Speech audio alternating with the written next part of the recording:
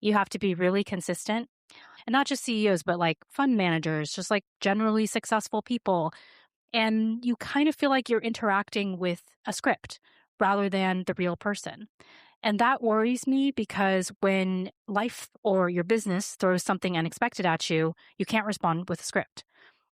This is Conversations on Careers and Professional Life, a podcast from the Foster School of Business, MBA Career Management Office. I'm your host, Gregory Heller.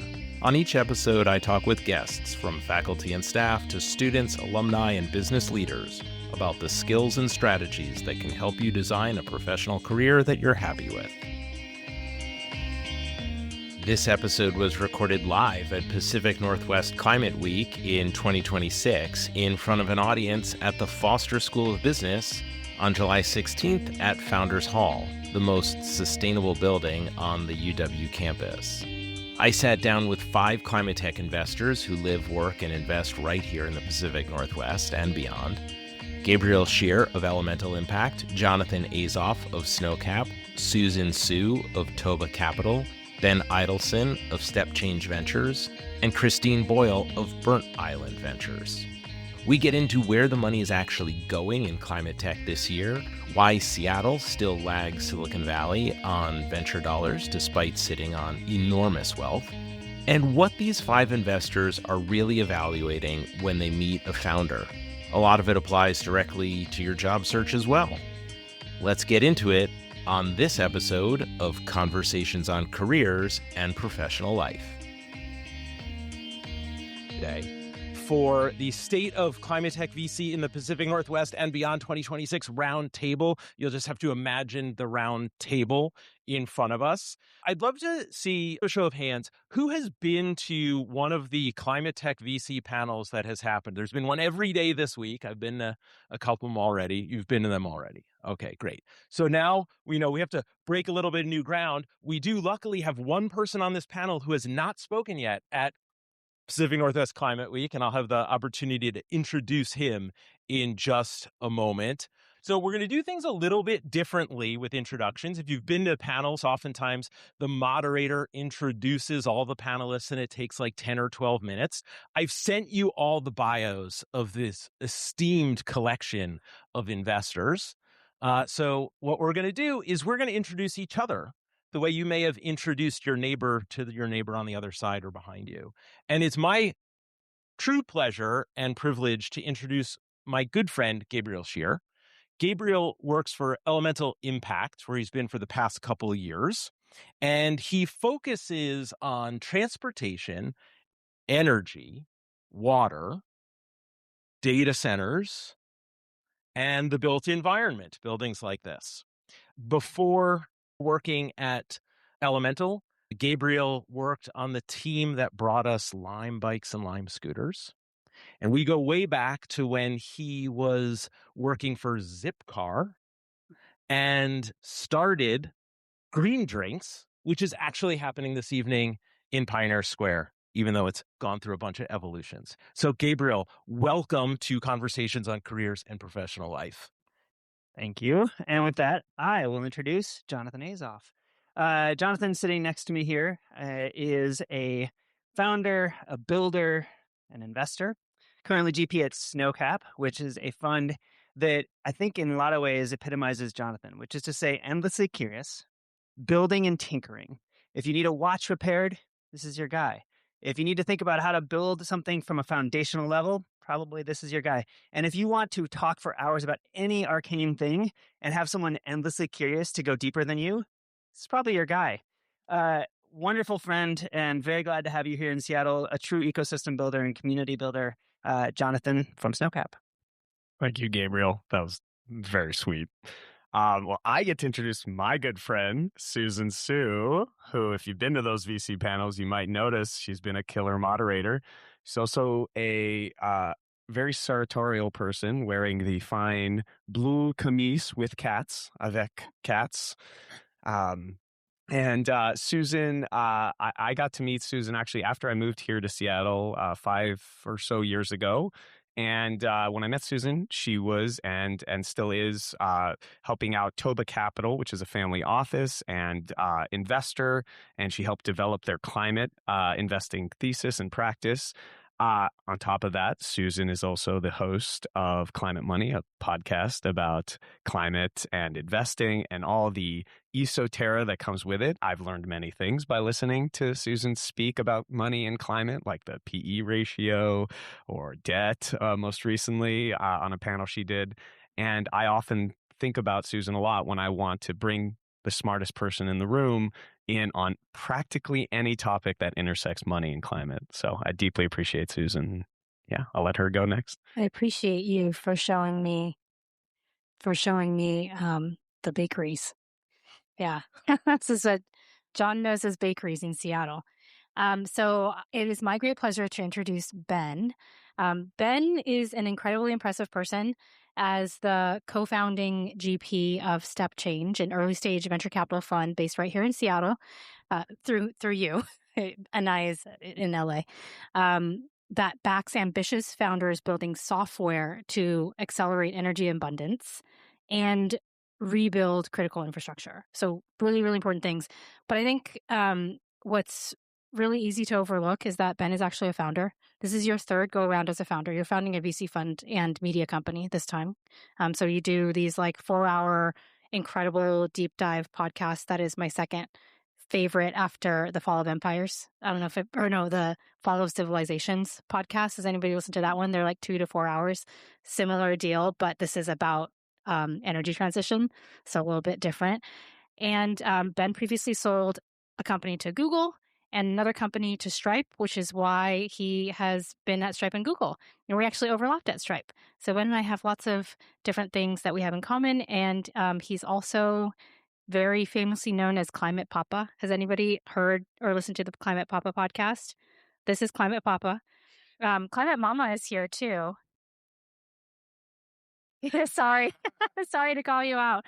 But it is no joke to have 3 kids, 3 wonderful kids, and to build everything that you've built. So huge kudos to you, and I'm just in awe. Thank you, Susan. It's my pleasure to introduce Christine Boyle.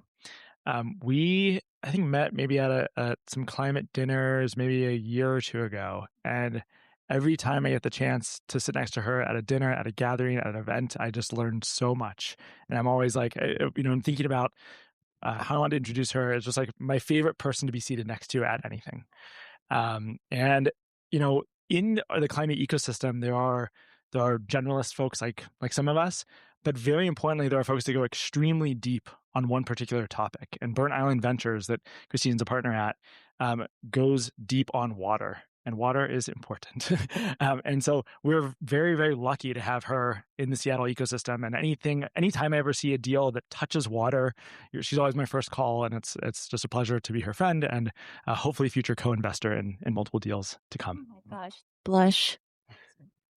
And I just met Christine on Monday at one of the panels and was really impressed by the insights that she had and shared on that panel. And I'm excited to hear where we go today. Interestingly, we are also arranged, we introduced in the order in which I know each of these people, the tenure of my friendship and relationships with each of them. So I'm going to tee us up a little bit. And then the goal here is to not hit each of you with a question and go down the line, but to have a real conversation. The podcast is called Conversations on Careers and Professional Life. We might talk a little bit about that, but really a conversation about the state of climate tech VC here in the Pacific Northwest. I'm sure that's going to take us beyond our borders and in 2026. And on Monday, Susan led a panel, and we were at Silicon Valley Bank, and we were referencing the Silicon Valley Bank report that came out earlier this year, focused on 2025. But on Monday also, Climate Tech VC came out with their own report for the first half of 2026. And it showed tremendous growth in the first half of the year investment in climate tech. That Currents report showed that there's been $26 billion in climate tech VC funding in the first half. That's up 55%, and the best half year since 2022. But there's also been increasing concentration. So I think it was 10 deals took 42% of all of that money. Low carbon data centers, as we talked about, I think on Monday, Tuesday, and probably Wednesday, went from 3% to 34% in just 1 year. So there's increasing concentration of the deal flow. The number of deals is decreasing, and there is this chasm from seed and A to C. In that B round, there's a big chasm that we've talked about a lot. That's the national picture. There's also some insights about growth in Europe for climate funding. I know Gabriel has been in Europe a bunch over the last couple of years, so we may maybe have some insights around that. But I would love for you to discuss here in the Pacific Northwest, locally, what is happening with climate tech venture capital? Is there the same type of concentration that we're seeing so far this year at a national level? And how does that bode for the future of the startup ecosystem, climate tech startup ecosystem here? Who'd like to start us off? I guess they're looking at me. Jonathan, always They're the first looking to at jump me. in. They're looking at me. I feel like I got to say something. I approach everything from the perspective of what I can see through the lens of local community, which is obviously a thing that I have immersed myself in and care deeply about. And to that end, it may or may not surprise folks to hear that the largest community of founders in climate tech in Seattle, at least that I'm aware of, are in battery tech. We have the PNW Battery Collaborative run by a few local members here in town. And they're working on everything from software solutions to energy optimization and storage, all the way through to novel battery chemistries and the deployment thereof.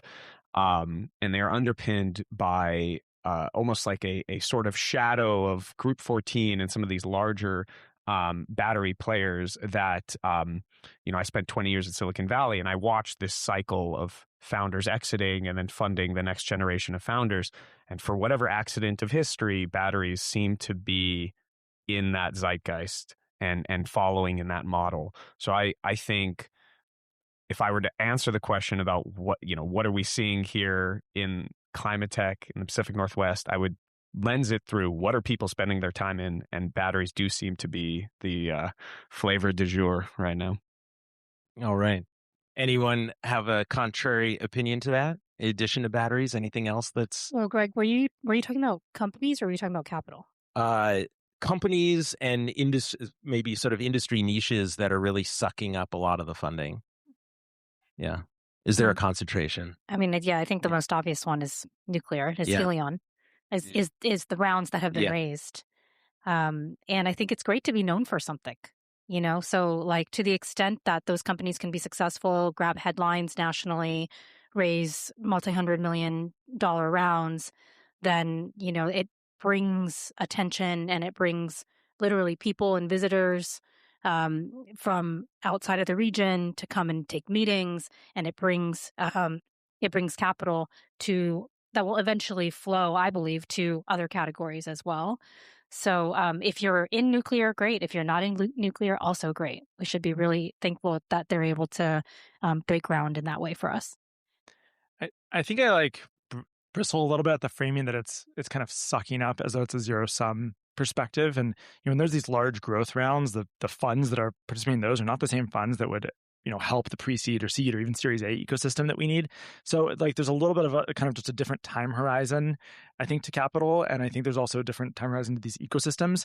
And then likely, those companies, as we just talked about, when talent grows and those companies have exits, that funnels back into either funding or starting the next ecosystem. I know that there's a wave now of folks who built Starlink who are now building the next wave of energy companies here. And I think where I see a commonality across batteries, nuclear, other things that I'm sure we'll get into, is that in this region, within probably 5-10 miles of here, is the largest energy buyers with the largest pockets in the world. And that is, I think, going to be, in my mind, a big part of the story of the next 5 to 10 years. And so, what does it mean to have Amazon, Microsoft, Meta's energy team, others that people don't realize are necessarily even here are here. And I think that that's immense for both the energy ecosystem and probably the water ecosystem. And so I think that can create this base of intellectual sharing. Whether or not the capital or the founding teams are necessarily here, it becomes a place to come to engage in what we need to do to get through the moment.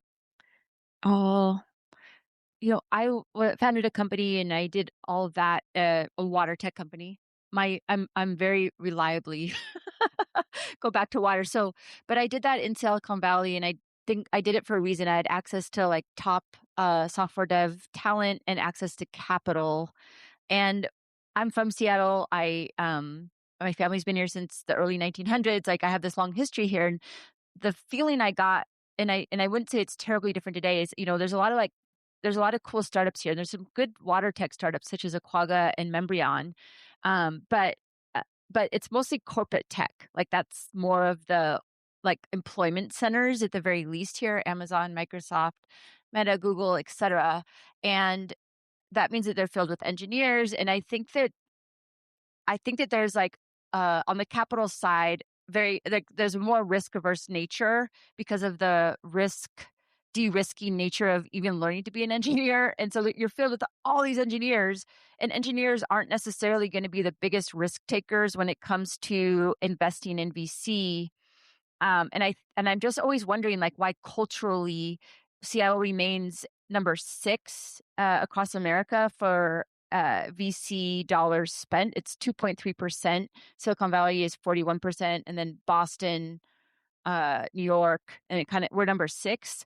So I think that like none of these amazing people were here back when I was raising capital. And so thanks all of us, things are changing, but there's a certain cultural risk appetite that makes VC a little bit tough here.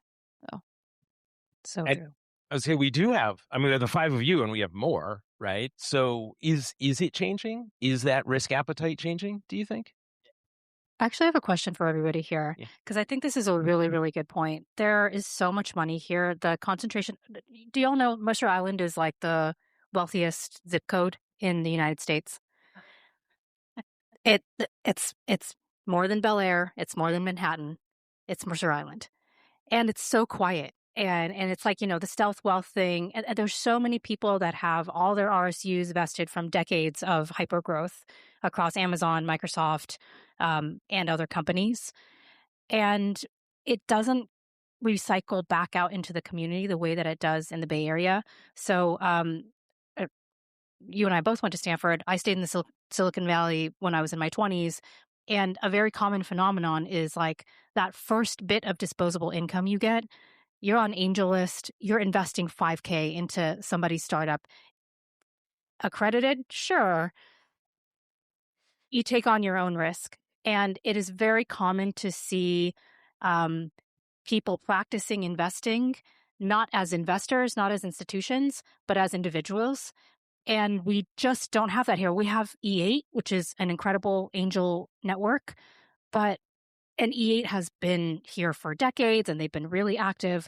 But for example, E8 is populated by lots of different types of people, but also lots of executives, former executives from Amazon and Microsoft. There's a certain diligence process. There's a certain type of almost what I would say like PE style underwriting, which if you go down to the Valley and you see how investors work there, it's like, let's play a game of pickup basketball. I will decide in 5 minutes, not make you go through a bunch of rings of fire to prove to me that your pre-seed startup has path to commercialization. So this is like my rant about, I think it slows things down. It's really hard on founders because it puts the burden of proof, guilty until proven innocent. But I want to ask everybody here, if we could help people that are attending, what is your decision process? Like not what you tell founders in emails when you like send a rejection email, but like how does it really work on your ICs? Like I want the truth and I will start. So at Toba, it's a separate fund backed by a single family office. We don't have an IC. Our entire decision-making process is based on your deal lead socializing to our one LP, our CFO, and our managing partner, who Like, they don't do votes. We don't have votes. We don't have people that do sit on the IC or don't sit on the IC. There's just 3 people that tend to make all the decisions. And if you can influence them, then you can get any crazy deal through. And it's not based on how well you write your memo or how good that pro forma looks. It is really just based on that social relationship. And so for me, if I'm feeling like my political capital is not very good internally, then I'm probably not going to succeed with my deal, no matter how good the deal is. And so, like, to the extent that you can help me look good to my team, that's how I get things done. And we have cut checks from 500K that way all the way up to 30 million. So it is a serious fund that doesn't operate in a serious official capacity. But I want to know how it all works with Elemental, Burnt Island, Step Change, and Snowcap, as well as any funds that you've previously worked at or been a part of. I also think we should continue the thread on the like Seattle ecosystem activation. Yes, that's please. also a good one. So yes, both please. of these. If that's okay, we could all like give a dual very the culture here is changing and evolving for the better, but I think it's flipped, right? I think that the default venture angel investing culture here was born out of the 90s. And it was this idea that investors give founders permission to go build companies. That's what I felt here when I was first building my first startup here. And in the Bay Area, this changed earlier. I think it changed in the mid 2000s, like YC epitomizes this. And then Andreessen super scaled this, which is founders give investors the permission to potentially sell, or earn the right to buy some of their equity. And so that power dynamic is the flip. And to me, the faster Seattle can catch up with the idea that like founders are kings. Our job here is to serve them and help them achieve, their empire that they're building and be lucky to be along for the ride. And that mentality attracts, I think, the best founders with the biggest ambition to go take on the right problems. If you're not going to get that here, you're going to go to a place where people understand that and support that. And I think it can, and it has happened here. But oftentimes the founders that are here who feel that way and have that ambition are going to hop on a plane, go 2 hours to a place where the capital thinks and acts that way. And so I think that's kind of my mental model, the relationship between kind of the capital permission structure, the kind of old school behavior. But then there's also then the like corporate permission structure and status structure of whether it's starting a VC fund or starting a company. We're still catching up to like what does status look like in this ecosystem? Because in the Bay Area, like it's very clear that angel investing, starting something, taking that risk, getting into YC, like those are the pinnacle, at least in your 20s and 30s, of like achievement, right? And here, I don't think that is the default pinnacle culturally, for better and worse. I got into YC. But probably even most people. Yeah, I saw it. I was like, it's like, that's the signal.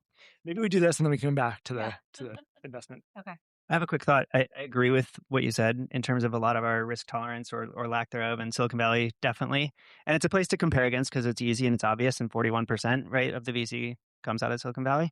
I do think, though, we have some other systemic challenges and also opportunities. One of the systemic challenges is, to your point, we've got these big companies here, and it's golden handcuffs, right? Like if I'm there and I'm getting stock that's going up as my payment, like it's really hard. I ran a job fair a number of years ago called Get a Real Job Fair. And the name, obviously, it was a little cheeky. And our whole goal was to help startups pull talent out of the big corporates. And I actually hired a guy to stand outside of Microsoft and Amazon's offices with a sign that said getarealjobfair.com to try to get people to come to this event. And it was a great event. It was a lot of fun. But we'd have like 10 to 15 startups in the room. And we required a founder or C-level person in the room pitching. But then you, as a potential job seeker, an engineer at Amazon or whatever, would come and you had talked to the founder. And the pitch was ship code daily, make a difference. And I think that's a big piece of the problem here too, is that it's really easy to be comfortable and not jump, which has less to do with Silicon Valley's appetite for risk. Well, in some ways it's that, but it's differently that way. It's less to do with the amount of capital here, because you're right, we have a ton of it. But it's partly just, it's hard, I think, for a lot of people to leave. But then another thing we have on the strength side, we have all these companies. You referenced Starlink. We have tons of engineering talent in a lot of different ways, right? Whether it's Boeing, whether it's working in the ports, we have so many people doing so many different pieces of the puzzle. I mean, you think about mobility, for example, like we could and should do a lot. And I would argue we don't have enough startups coming in mobility, for example, here in Seattle. But if you look at Lime, you mentioned I was on the founding team there. Lime's fourth biggest market, I believe, in the world is Seattle. That's behind like London, Paris, and I forget the third one, but maybe Berlin. So like Seattle rocks when it comes to a lot of things. We have capital. We have people eager to try new things. We have educated people that are willing to do stuff. So let's figure out what strengths we have. If it's maritime focused, we've got a lot of people who know a lot about maritime in every different angle you could think of. So let's pull them in. And I think that's where like it's easy to compare against San Francisco and to some degree be kind of down. I'm right there with you. I complain about the lack of capital here and the lack of appetite when you exit to go do a thing as opposed to go buy a nice place on an island somewhere. That's great. But like also like reinvest, give back to those who helped you get there or to the next generation of those. And I'll answer your question about the deal flow side or like how deals work. Elemental is different. For those who don't know, Elemental is a nonprofit investor. We act a lot like VC, except we're not. We don't have LPs. If you're not familiar with those, essentially those are people that give money to VCs. We don't have those. We have instead donors. So they give us money in the form of philanthropy, grants, that sort of thing, family offices, foundations. Many of them are, in fact, normally investors in VCs. But in our case, they give us the money to invest in climate tech and specifically to help founders with deep environmental and community impact. We've got a founder in the room, actually, Grant over there, CEO of Mass Reforestation, local, actually our only locally based company right now.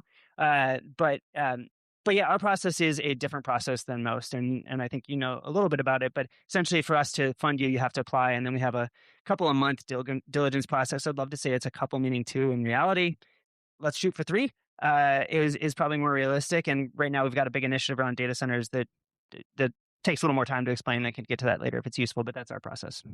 You can watch Gabriel age in real time when he has to go through cohort review. It's quite amazing. It's amazing listening to you guys speak. I love being the small brain on the panel. I also will answer your question, but I feel like, compelled to talk about the premise because it is such a juicy premise. So there were a few people actually who are even in this room who saw the first time I stepped on this foot gun, where I talked about this exact topic about why we don't have the dynamics of Silicon Valley. And I'm also, just to be clear, spent 20 years there, 5 companies, 3 exits. Like by any measure, I am like the most prototypical Silicon Valley person. I don't necessarily think we need to copy everything Silicon Valley does. I think there's some things that are uniquely great about the Pacific Northwest. And maybe, why don't we try to just do better than that, right? Like, let's not copy, let's do better. But one of the things I called out, when you look at the formation of Silicon Valley out of, all the investors out of Fairchild Semiconductor and then Stanford Xerox PARC and all the things that created what we now know as Silicon Valley, there was critically this investor class that was willing to kind of let the founder lead. And I do also subscribe to that idea that founders are the sort of ones we should aspire to work with. I'm a producer on a show called The Right to Invest. That show is literally, it's like Shark Tank, but the investors are pitching the founder to get onto their cap table, right? Like I truly have bought into that. At the same time, I do want to not completely renege about what I thought about the angel class back then. I still think that is a pervasive problem where they are somewhat allowing founders to exist, but I do think it is getting better. Like for instance, since we called out E8, I will also say that E8, just in the time I've been here, has professionalized, has gotten a lot better at producing regular, consistent deal flow and deal action. And they typically see deals even before I do. So I have to give them credit for improving the pace and the deployment process internally. And that's like a huge credit to the team that's there now, like Sarah and others. The other thing I would say is, and I also have to give credit to someone who's not in this room, but works in this building, Ken Horenstein of Pac Ventures. I watched Ken pitch at that same event where I blasted Seattle's angel scene. And Ken made a point that I think is relevant to the Mercer Island point, which is if every accredited investor in Seattle or King County or even Washington chose to just put $1,000 towards a startup, it would fundamentally transform this state and our startup ecosystem. Like it is crazy how much capital is available here. If most people don't even know they can do it, that they can be investors and that they are accredited. But chances are, if you work for a tech company, you are accredited. So anyway, that's my small brain view. Okay, this is fun popcorn. I'm going to popcorn back to Susan's question to our founders in the room. So here's some, like, it's kind of, the question is kind of like, tell people something they don't know. So probably what folks don't know, if you're a founder applying and you're a water tech startup applying to Burn Island, and we fund kind of pre-seed, seed through Series B. Not that different than the ranges that Susan mentioned. Is that there's sort of table stakes, right? It's sort of like, thesis, market size, product market fit. Where are you in that journey? I don't know. There's all the kind of table stakes. Is your IP defensible? You all have to have that. But I think what founders don't know is how much we're praising them, like deeply. Like, how responsive are you? What was the tone of your email? Have I met you? Were you defensive in your meeting with me? Did I see you at a gathering and you got super drunk and were saying inappropriate things? Like, were you, how about, is there like kind of some internet record of you either being very good or being very bad on social media? All those little things, like I think like, even all the way through the diligence process, which we do have, we do probably more traditional memo writing and diligence, IC, all that jazz. But we're paying very close attention to how professional you are, how you deal with stress, how you present yourself to the external world, how you treat your colleagues in a meeting, especially the CEO. Often, man, you see CEOs kind of cut off their own staff, kind of make them maybe like not really shine, like they need to look super smart, whatever. Of course, you're really smart. Everyone's really smart, blah, blah, blah. So, but anyways, that's kind of what you might not know about how closely we're looking at the founder's behavior and the CEO's behavior. That's great. I want to just double click on that for a second, because I think it's great advice, not only probably for founders who are pitching, but for anyone who's looking for a job. These are what we're now more and more calling durable skills, not soft skills, because they're the things that, the AI can't replicate. It's how you actually show up in the world when you're interacting with other people. It's great to hear. And I heard it on a panel yesterday. It was like the 5th P, I think, that Hillary talked about from PitchBook, the 5th P, the people that, and how you're relating to not only your team. Yeah. Yeah. 5th P. And the reverse is true as well, right? Like founders are assessing their potential funders, especially if you're in a hot sector where you have demand for what you're doing. They're assessing you in the same way. Completely. Yeah. Looked like you wanted to jump in with something. I was just gonna like echo this point. I think especially as for us, the earlier we're looking at a deal, I mean, the earlier, like, is it, pre-seed 2 people in an idea versus, they're a team of 5 or 6, the more the bet is on these people to figure it out, right? And if you're betting on people to figure it out, the question is, well, how did they figure out? What did they figure out in the last 2 weeks? What did they figure out in the next 2 weeks? Like, what is their pace of learning? How, not just responsive are they for the sake of responding to my email, but responsive to the introduction? How do they jump on that? And how do they move it forward? Like, many of the things that we end up investing in require a founder to look at a particular market that's been the way it's been for 50 to 100 years and see some way through it and kind of push the boulder up the hill. And it takes like a particular type of person to do that while being nice and kind and someone we want to spend the next decade working with. And so that is like, sometimes very, very like very discounted relative to the other things. Yeah. And there's this super interesting thing is, okay, we want to find someone who believes in themselves to such a degree that they believe they can just like walk through a wall, because that's what building a company feels like. And we don't want them to be a total asshole.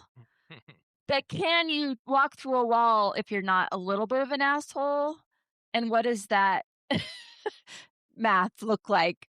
Just curious what people might think about that sort of personality type. I happen to think a lot of different personality types can be successful as leaders. You can be Elon, you can be Dario, you can be Sam, you can be somebody really quiet, you can be somebody really loud, you can be somebody overtly charismatic, you can be somebody who is a black hole of charisma. But I think you have to be consistent. You have to be really consistent. And if I could forward the type of founder that I would invest in, or person that I would hire in a heartbeat for any leadership position, it would be somebody like Ben. And not to put you on the spot, But the things that I was reflecting on this, and things I really like about Ben is that he is not just going off of a script.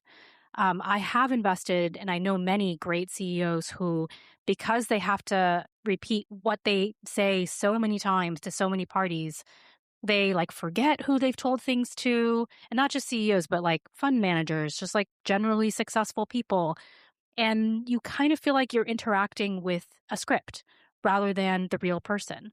And that worries me because when life or your business throws something unexpected at you, you can't respond with a script.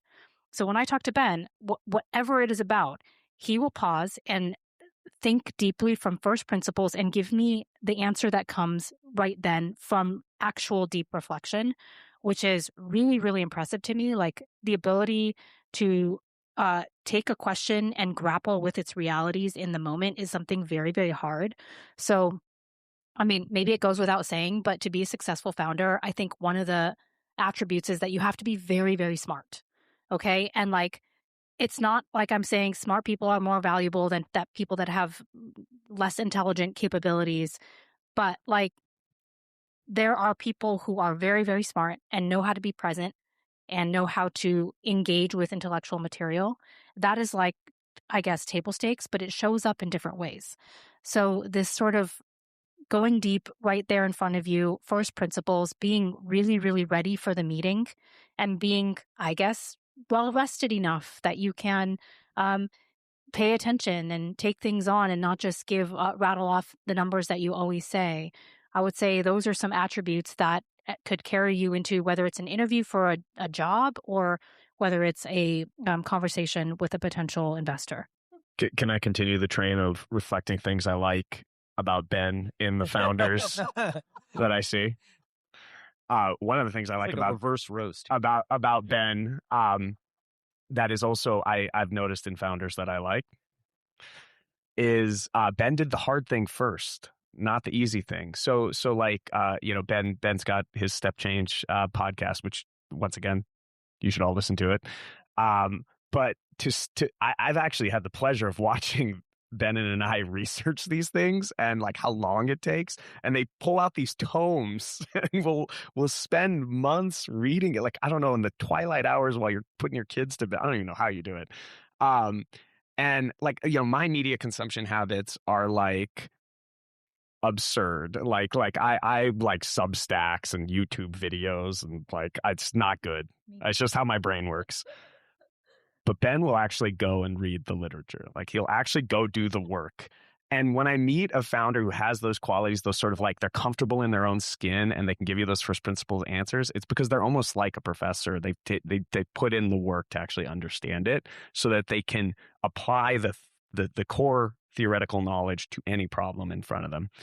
This is also why I'll never be on the other side of a debate about coal or data centers with Ben. Or the grid. Yeah. I mean, jumping on the why we love Ben train, but also how it's archetypical, and thinking specifically about our selection process at Elemental. I'm going to bring it back.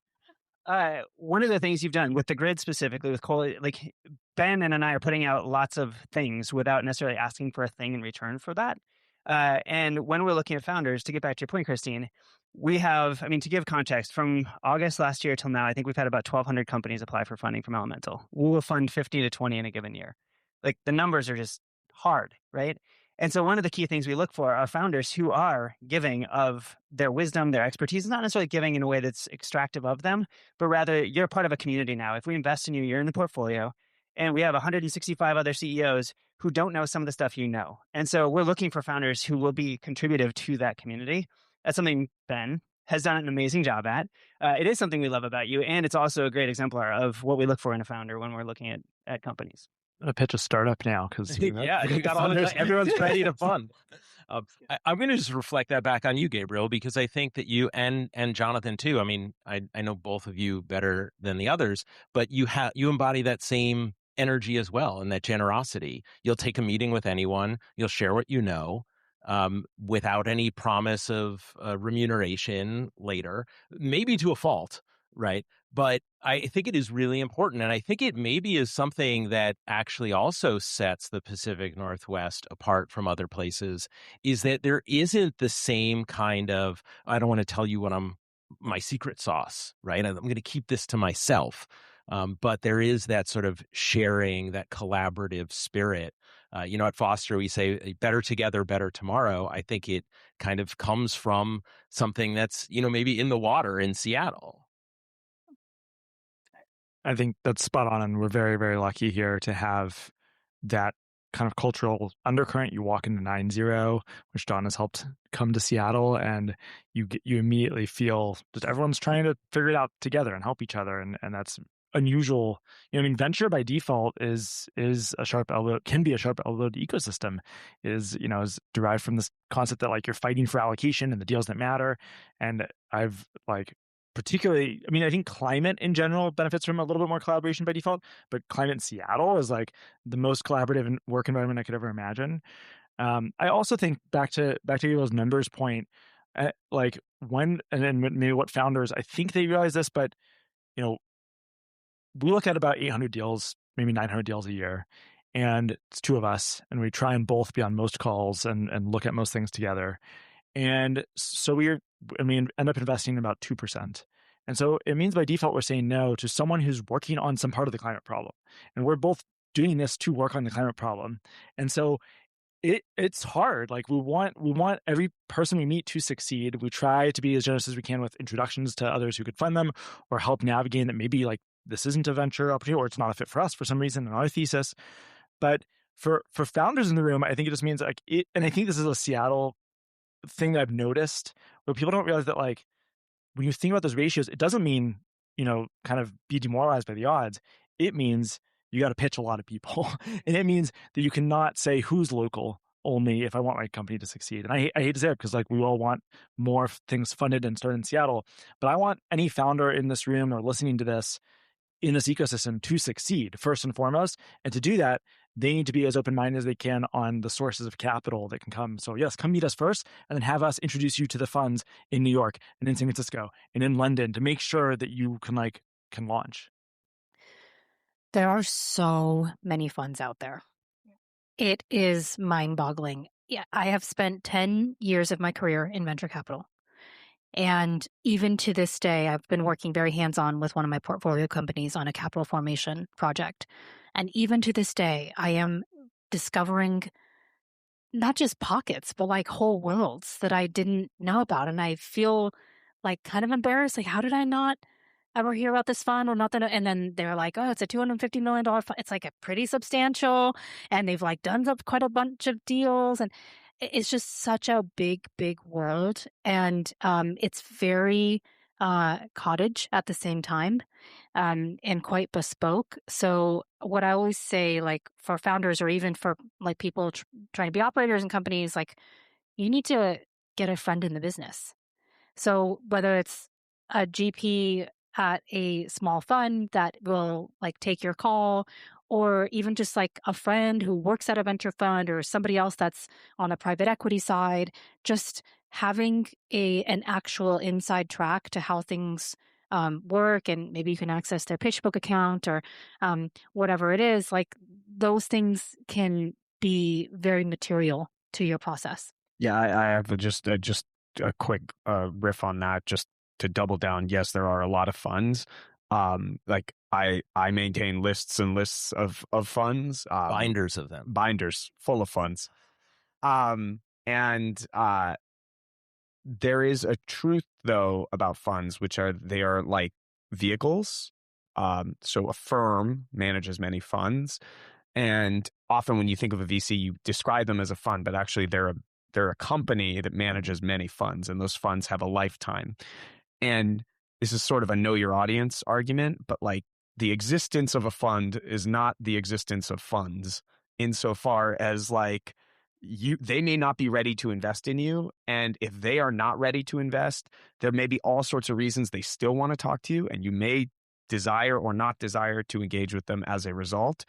But you should just be aware of where a firm is in their fund life cycle, because They could be at the tail end. That means different dynamics. They want quicker exits if they even have any capital left to deploy, or they could be at the beginning and they're like, YOLO, Wild West, let's get our first deal in. Or it could be somewhere in the messy middle where they're fundraising for their next fund, but they're still deploying out of their first. That's where I am. And like, that means like I have half a brain I can dedicate to you and half a brain, going and trying to raise my next fund. You may not want that. That may mean my process will take a lot longer than another firm's process that maybe doesn't have that distraction. So just I guess the takeaway here is the existence of a fund does not mean that they're ready to deploy. So be aware of that. A question, like one of the things when I was raising capital, I got my graduate degree at University of North Carolina, show up in San Francisco, and people are like, we don't even know where that is. That's not even on our map. What is that in our country? We have no idea. And so one of the things that I recognized was that both startup and company building, as well as VC, is what I would call clubby. And like, there's a club in San Francisco that's like the ex-Google club. There's the I went to Stanford club. There's the I don't know, in Boston there's the like MIT graduate club.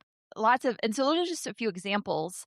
And this is kind of riffing on your point too, is like, you need to know someone. If you're not part of a club, if you're just like waving out in the wind, whether you're trying to company build or you're trying to like be a VC, you have to get into one of these. Like, you almost have to.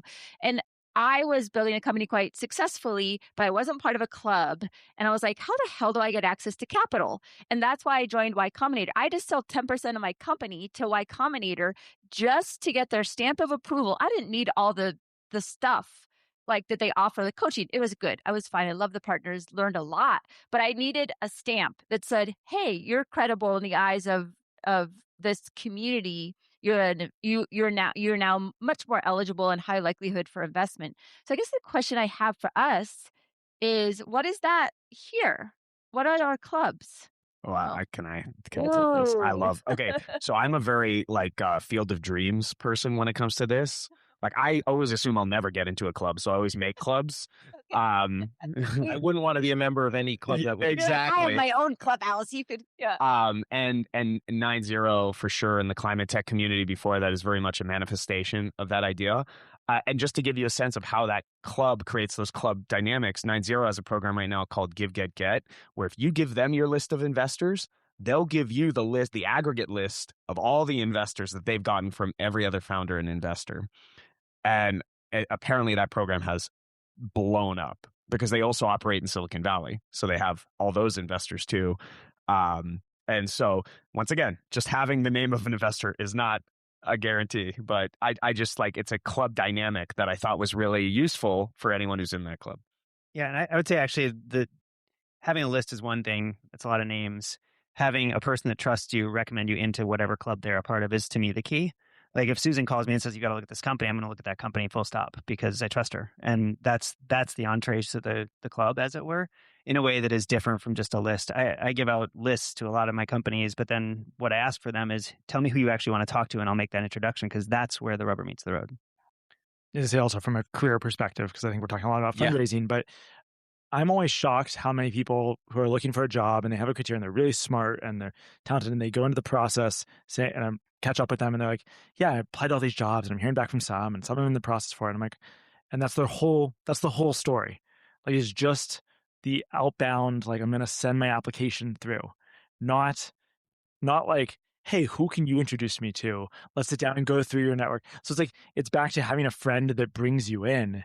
That's how you get into the club, or whether that club is the company, especially in the startup ecosystem, where that human referral, human trust, we do get some cold deals that we will occasionally look at, but by default, they're not a fit because no one triages them. There's no signal there.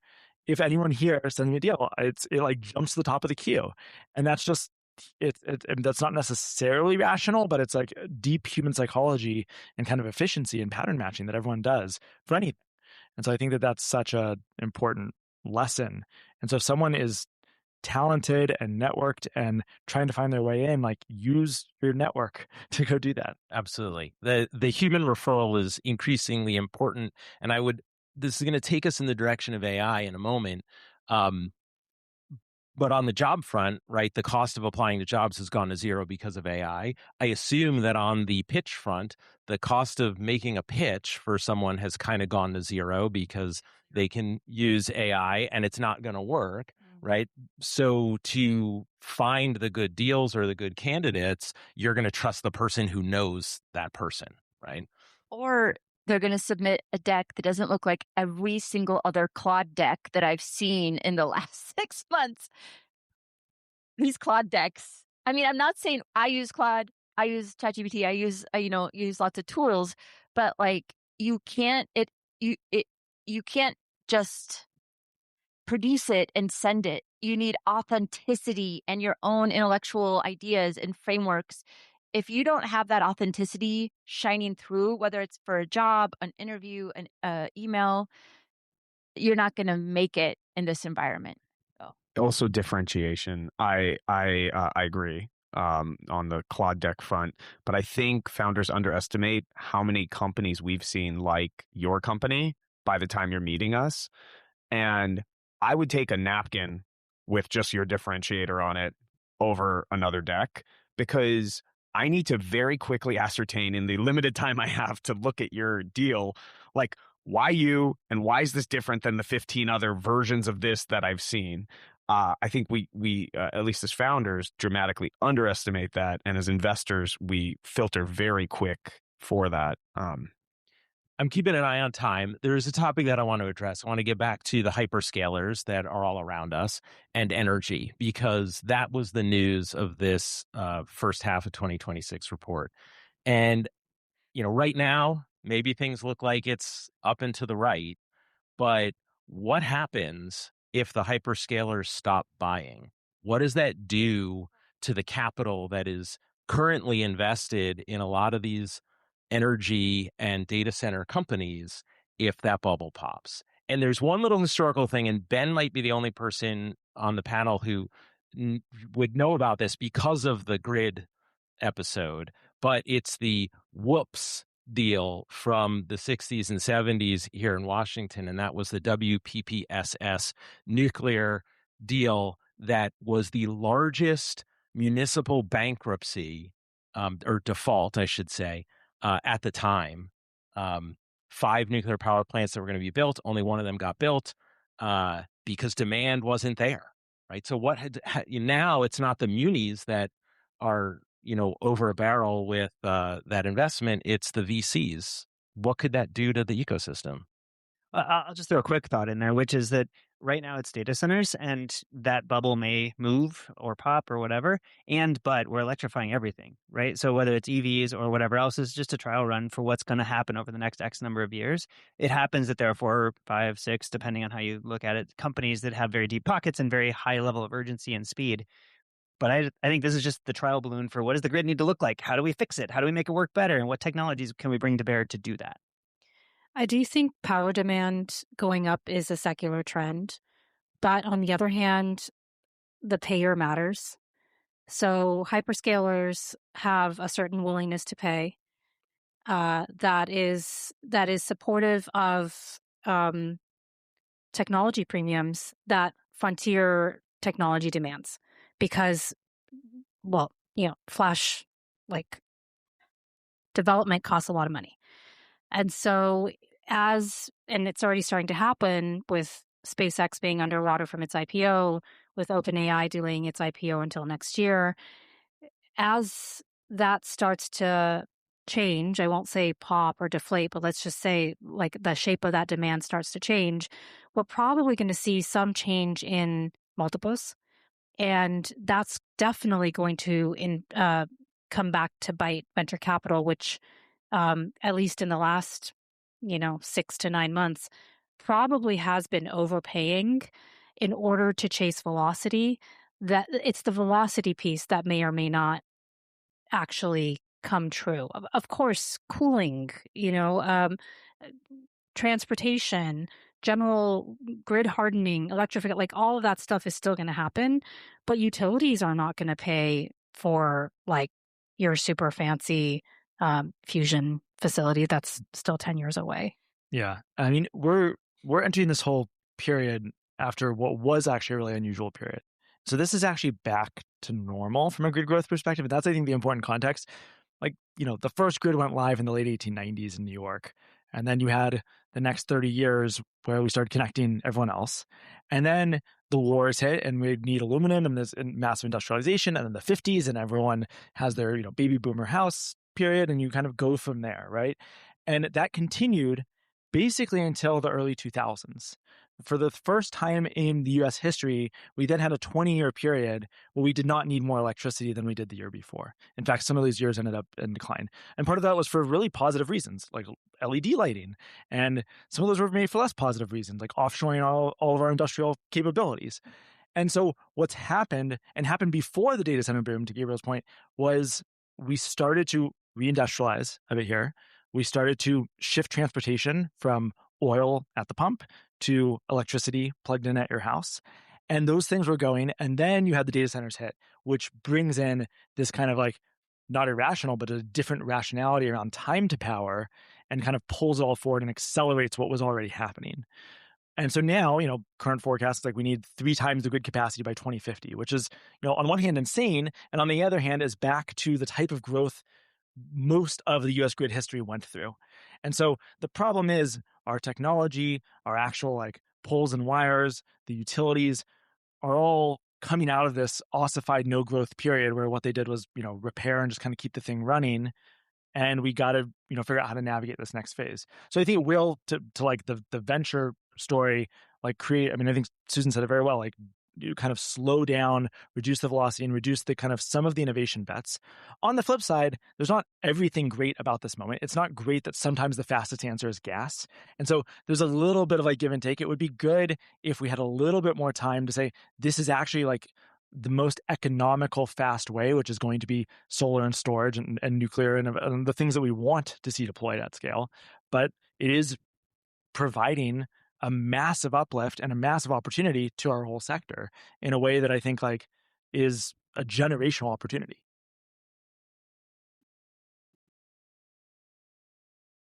I was going to throw in a little about the data center initiative that we're running. One of the things that we see in this is the speed. I can talk on this one. The speed is a thing to take advantage of in some ways. We have this moment, this window in time where there is dramatic appetite for very quick deployment. And if you're somebody who's doing a thing in decarbonization that could help with that, now is your moment, right? Like this is the time. Elemental has a program called the Data Center Innovation Initiative, and we have partnered with Amazon, Google, Meta, and Microsoft to essentially run pilots with startups that we invest in where all 4 can learn from those pilots. So instead of you as a startup founder trying to figure out how do I talk to Google and also Amazon and also, try to figure out who to talk to and demo, and then they all want to see a pilot or proof that you can do the thing you say you can do.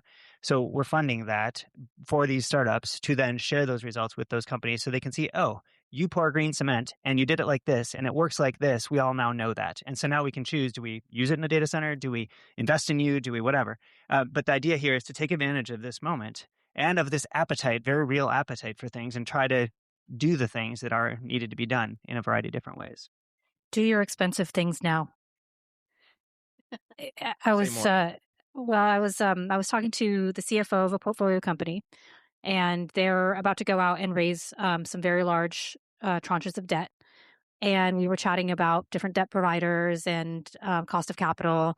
And this CFO, who actually used to be a founder and CEO who took his own company public and then joined this company as a CFO, which says a lot about the portfolio company, said, actually, I don't care what my cost of capital is today. If it's 14, 16, 18, 20%, because I'm never going to raise as little capital in the future as I am today. This is a capital intensive industry, and capital formation is going to be an ongoing part of their business going forward. They produce hardware, so they need money in to be able to create product out. And he said, what I really want is to buy down the cost of capital so that when I raise the really big money, then I'm at scale and I can get it really cheaply. And I thought that was really smart. I learned a lot in that moment. And I think there's a parallel here, which is we have a lot of expensive R&D to do right now. And so when we have payers that are have in this current moment unlimited appetite and are totally cost insensitive, this is like, go out and grab it, because eventually we're going to become, we're all going to become Canadian Solar, um, or even like First Solar. By the way, First Solar is a great business now. And I think a lot of people overlook how mature businesses can ebb and flow. They can kind of go down on their multiples, they can go down on their margins, and they can come back up. And like, you want to set yourself up to the point where you're getting all the expensive stuff out the door today, because eventually you're going to be so scrutinized on every single dollar that you alchemize into innovation and into production.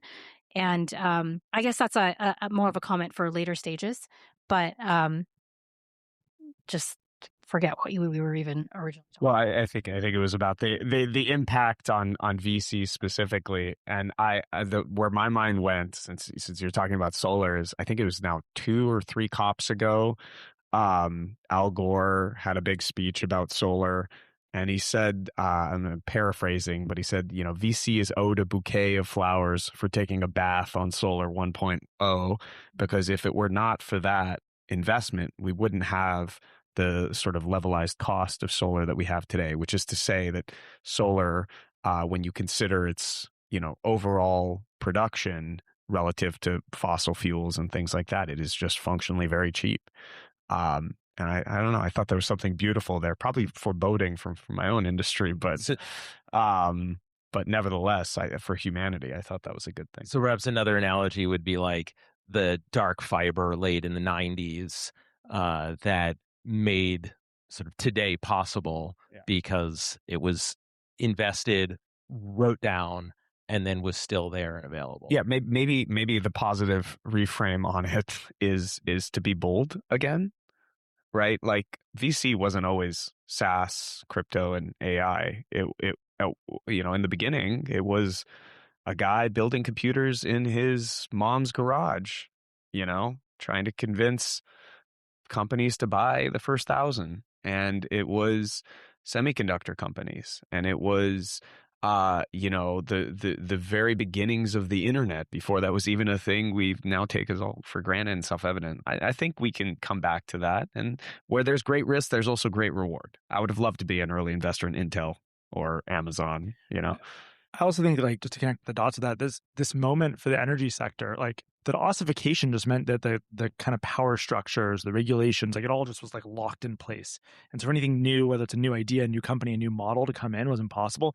But in this moment, with all the urgency, you have not just bets on new technologies on the ground, but also like fundamentally new business models. VPPs are a great example. So many people have been so excited, probably some of the people in this room, in the deployment of VPPs at their houses. And we're going to orchestrate all this. It's going to be this beautifully designed thing with your battery in your car. And like, but okay, but like the kind of economic spread and opportunity was always a hard sell. Well, now Google's like, are there 200 megawatts there? Like, sign us up. We'll take it tomorrow, right? And so, like, it unleashes these kind of flows of capital, which unleashes business models and unleashes people to think about, not necessarily regionally here with our models, but, in other markets, do we disintermediate the utility in a new way? Is that interesting? What does it mean when, you have all these other models to play with? So I think it's exciting. Well, Gabriel, we've talked about distributed data centers, right? Where you can have one in your backyard, and you get the compute for free, and you get the high-speed internet, and you have battery storage. And what's the company called? Span. Yeah. Well, and just to do right by molecules, not just electrons. It's a similar moment, like, of the hyperscalers. The net positive of water positive as well as carbon neutral is kind of interesting. And we're encouraging founders and communities and utilities take advantage of this generational moment in investment in reuse, advanced treatment, meters. So very parallel. It's the urgency is different than what in water with the electrons, and there's a lot to that. But it's not. It's the same. Like, I'm like telling, like, get it while you can. And so Can I actually share something from so we did a panel yesterday, sponsored, co-organized by Snowcap, and it was a debt panel.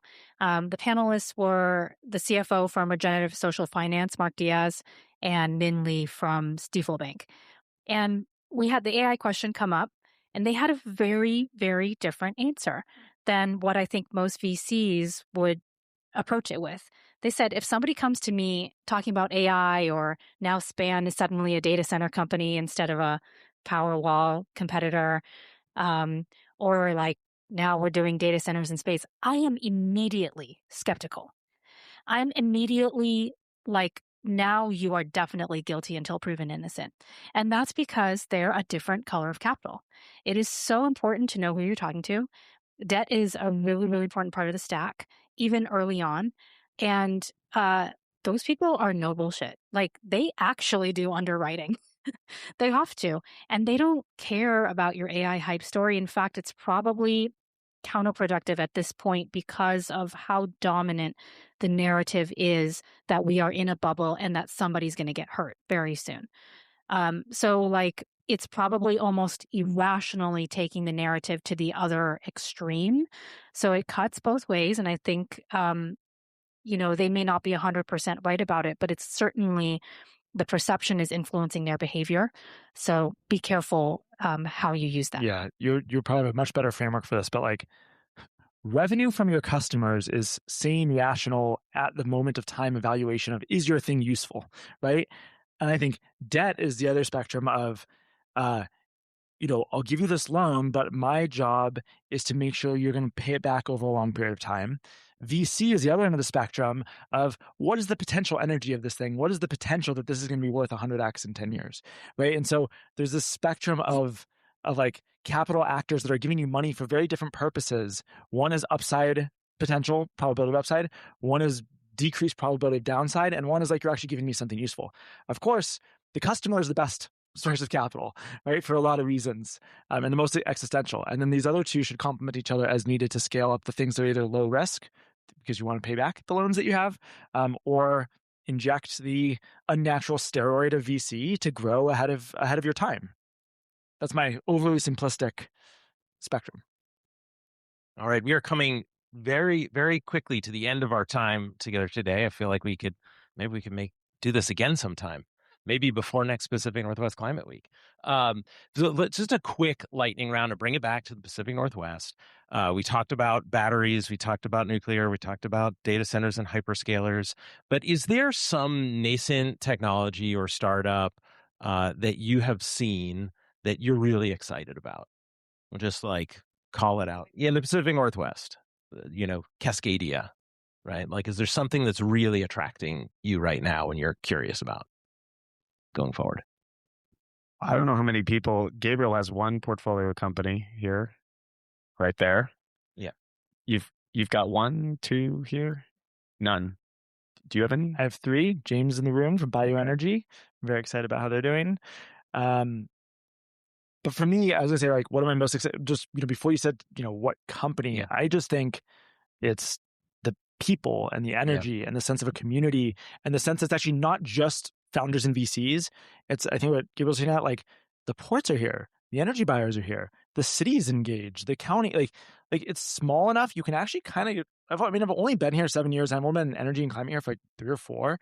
And I feel like I kind of know people now. And like, that's an immense asset we have to kind of then hold it all from a network perspective in your hands. And I think that as a toolbox to then build ideas on top and prototype and push Seattle City Light to try something, and push, the water utility to try something. Like, you can actually meet those people and they'll engage with you. And that is like a huge, huge blessing in the space. So let me pivot the question then for the rest of you. So is there something that needs to be added to that mix? Here's my favorite. I talked about this in the other panel. I'm pretty jazzed these days about wastewater treatment and biosolids treatment. Like one of the things that's special about the Northwest is our water bodies, and like the Puget Sound, and we've got the salmon and the orcas and everything. And so there's a lot of attention here to new forms of nutrient treatment and other ways that make it so that we don't release our sewage in various different ways into water bodies. And meanwhile, there's PFAS going on. We can no longer truck and dispose of our wastewater excrement onto fields, which is what we've done for the last 50 years. So biosolids and new ways to treat waste is my jam, and I'm looking for companies.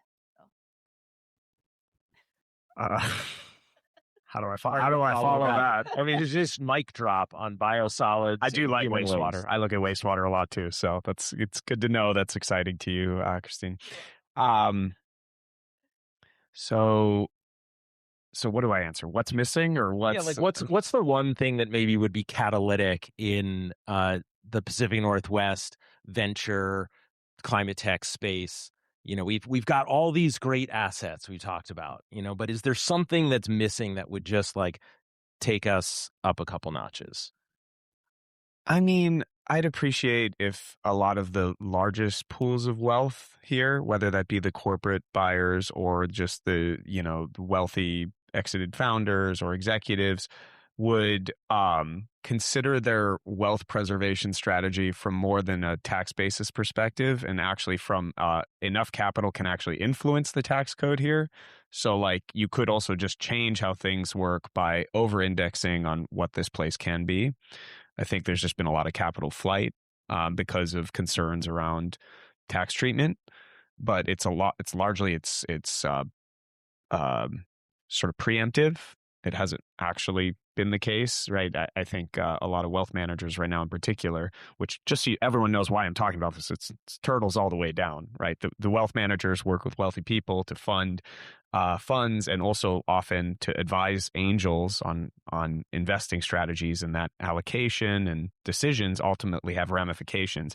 In aggregate, they have political ramifications, and those are I think life or death for founder and innovation ecosystems. So, yeah, I mean, I think if I could change one thing, it would be like, look, the wealth preservation strategy in the Bay Area is invest in as many startups as you can, because one of them is going to be massive, right? The wealth preservation strategy here is, how can I quickly move to Arizona, Palm Springs, or Florida for 6 months and 1 day of the year so that I can enjoy the summer here and my roots here, but not have my tax implications be here. I don't think that's a great founder ecosystem if that's what we're working with. It is nice that PNW Climate Week's in the summer, though, so we can still remind them that good stuff is happening And here. the sun did come out. Yeah. Susie? I feel like I have to stand up for the rain because I hate hot weather and I love the fact that it's cool here most of the time. And that's actually, I think that's a really good selling point. I have a little bit of a different answer as to what we're missing. So Gabriel and I last, I guess like 6 weeks ago, were up in Canada for a Canadian climate capital summit adjacent to Web Summit. And there were a bunch of founders that pitched. It was all Canadian funded companies and then like Canadian funds. And we were both like whispering and texting each other, like, God, these are absolutely devastatingly awful. The pitches and these were good companies, really good companies, but zero story. And so I would say the number one thing that could really elevate our region, and I will include BC, I'll go ahead and include BC in that. They're part of Pacific Northwest Climate Week. Is understanding how to be a story founder. Whether you're a founder of a fund, whether you're a founder of a company, whether you're a founder of a nonprofit, whether you are just the founder of You Inc., how to be a story CEO is absolutely the most important thing you can master, because you've already got the substance, but you have to actually go out and perform it in an attention economy, which is what we live in. And we're so anti that here culturally. Like, we don't want to look too good. We don't want to like have a haircut that looks like we actually cared about our haircut. We want to be like super low key all the time. And it translates all the way to the way that we represent our businesses and our ambitions. And I would say it doesn't matter what you wear. It doesn't matter what your hair looks like. It doesn't matter what you look like at all. But it does matter how you show up in the spaces that count. And people need to have really big voices. So we need to get more comfortable with being more loud. That does not mean being more verbose or showering investors with a wall of Claude generated density. It means knowing how to play the rests, knowing how to drop the mic, and knowing how to tell an incredible story, not just about yourself, but about your entire community around you. Oh, +1, the storytelling. I'm not sure we used the word awful. Uh, there were some actually amazing companies, but it was interesting to see the differences as well. And I don't disagree on the need to just tell the story. I think Seattle is famously not eager to tell our story. We're much more, let's go just do the thing and the story will tell itself. I'm personally that way as well, but I don't think it's necessarily to our credit. I'll add one other piece, which is the ecosystem matters. And whether it's the policy side, it's the nonprofit side, it's the people buying, to your point, Ben, the customers, you need it all. And there's some really interesting initiatives right now. The Climate Surge is one of them that Climate Solutions has put together with some support from Ruben Carlisle and some other folks to try to figure out how do we build stuff with abundance? How do we get out of our own way? And that could mean policy changes. It could mean all sorts of stuff, but I'm looking forward to seeing what they can kind of put out. They've just hired a person to lead the effort. And so there's a lot going on that way, but the more you can collaborate, the more you can figure out what are the blockers and get those blockers out of your way, I think the better. And that means working with the community, working with the policymakers, not just focusing on what you're building on your own. All right. I think we're going to have to leave it there. As a storyteller and someone who teaches professional communication, I appreciate that you brought that up. Susan, I didn't pay you to do that, and I know it's come up on the other panels as well. That's why I didn't say it. I was told I couldn't say it again. All right. So let's have a round of applause for our participants here. That was a live conversation with 5 Pacific Northwest climate tech investors, Gabriel Scheer, Jonathan Azoff, Susan Su, Ben Idelson, and Christine Boyle, recorded at the Pacific Northwest Climate Week 2026 at UW's Foster School of Business Founders Hall. 3 takeaways before you go. First, human referral now beats cold outreach, full stop. AI has made it nearly free to send a pitch or an application, which means investors and hiring managers default to trust signals instead. If someone you know can make an introduction, use it. Second, what you're evaluated on starts before the meeting. Your response time to emails, your tone in those messages, how you treat the people around you in the room. Christine Boyle called this out directly, and it maps just as well onto a job interview as it does a pitch meeting. And third, consistency reads as competence. Susan Su made the case that founders and leaders who can think from first principles in the moment, instead of running a rehearsed script, are the ones investors actually trust with hard problems. Again, great advice for the job interview as well. Thanks to Gabriel, Jonathan, Susan, Ben, and Christine for an unfiltered conversation. Learn more about them and their firms and Pacific Northwest Climate Week at the links in the show notes at conversationsoncareers.com. Thank you for listening to Conversations on Careers and Professional Life. If you enjoyed this episode, please consider sharing it with a friend or classmate. Help others find the show by leaving a rating or review on Apple Podcasts or wherever you listen. Did you know that you can find Conversations on Careers and Professional Life on YouTube or Spotify? One thing you can do to help others find the show is by subscribing and rating on those platforms. Conversations on Careers and Professional Life is produced by me, Gregory Heller, with support from the Foster School of Business, Office of MBA Career Management. Learn more about the show, find show notes and past episodes, and get in touch with me at conversationsoncareers.com.